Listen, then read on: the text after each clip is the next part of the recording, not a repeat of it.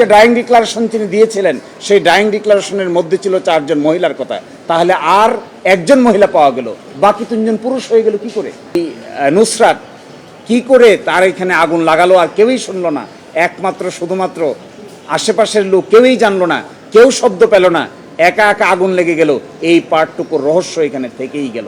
ফেনীর নুসরাত হত্যা একটা চাঞ্চল্যকর মামলা। এখানে 16 জন আসামিকে মৃত্যুদণ্ডাদেশ দেওয়া হয়েছিল। 12 জনের স্বীকারোক্তিমূলক জবানবন্দি ছিল আর 4 জনের কোনো স্বীকারোক্তিমূলক জবানবন্দি ছিল না। আজকে এই মামলার ডেথ রেফারেন্স শুনানি শেষ হয়েছে। তন্মধ্যে 10 জনকে মাননীয় হাইকোর্ট বিভাগ বেকসুর খালাস দিয়েছেন, 4 জনকে যাবজ্জীবন সাজা দিয়েছেন আর 2 জনকে মৃত্যুদণ্ড বহাল রেখেছেন। আমাদের মাননীয় হাইকোর্ট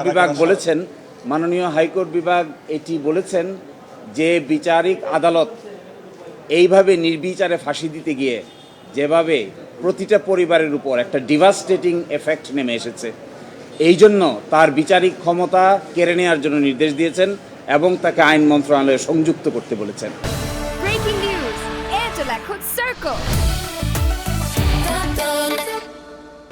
এই যে নির্বিচারে ফাঁসি দেওয়ার বিরুদ্ধে আমরা শুরু থেকেই কথা বলে আসছি। যদি না কারো বিরুদ্ধে সুনির্দিষ্ট কোনো তথ্য প্রমাণ না থাকে, এইভাবে নির্বিচারে ফাঁসি দিলে তার কি এফেক্ট হয়, এটি আমাদের হাইকোর্ট ডিভিশন আজকে বলেছেন। আমার আসামি ছিল 3 জন, একজন ছিল মণি, আরেকজন ছিল জুবায়ের, আরেকজন ছিল মোহাম্মদ শামীম। মোহাম্মদ শামীম খালাস পেয়েছে, মণি খালাস পেয়েছে আর জুবায়েরকে যাবজ্জীবন সাজা দিয়েছেন। আমরা জুবায়েরের জন্য উচ্চ আদালতে আপিল করব। আমরা একটি বড় আর্গুমেন্ট করেছিলাম যে আর্গুমেন্টের জবাব রাষ্ট্রপক্ষ দিতে পারে নাই। ওই প্রেমিসেসে একটা সিসিটিভি ক্যামেরা ছিল, এই সিসিটিভি ক্যামেরার ছবি আজও সেখানে আছে। 6 বছর আগেও সেখানে সিসিটিভি ক্যামেরা ছিল, কিন্তু প্রসিকিউশন পক্ষ কিংবা ইনভেস্টিগেটিং অফিসার ওই সিসিটিভি ক্যামেরাটাও সিজ করে নাই, সিসিটিভি ক্যামেরাটাকে আদালতের সামনে উপস্থাপনও করে নাই।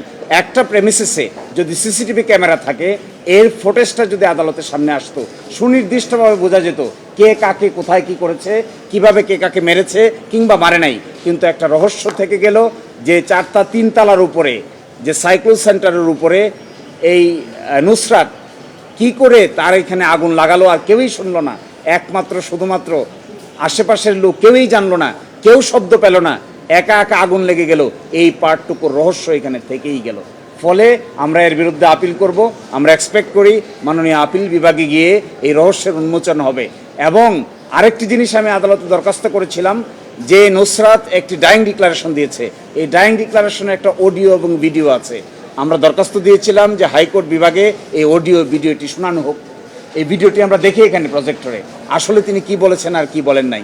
কারণ মৃত্যুকালীন জবানবন্দিতে তিনি বলেছেন 4 জন বোরকা পরা মেয়ের কথা বলেছেন, মহিলার কথা বলেছেন, কিন্তু আজকে দেখবেন সাজা হয়েছে জুবায়ের, সেও পুরুষ, সাজা হয়েছে জাবিদ, সেও পুরুষ, সাজা হয়েছে শাহাদা হোসেন শামীম, সেও পুরুষ। কিন্তু মৃত্যুকালীন জবানবন্দিতে বলেছিলেন যে 4 জন মেয়ে, কিন্তু 4 জন মেয়ের ভিতরে 1 জন মহিলার মাত্র সাজা হয়েছে পপি, বাকি 3 জন তো পুরুষ।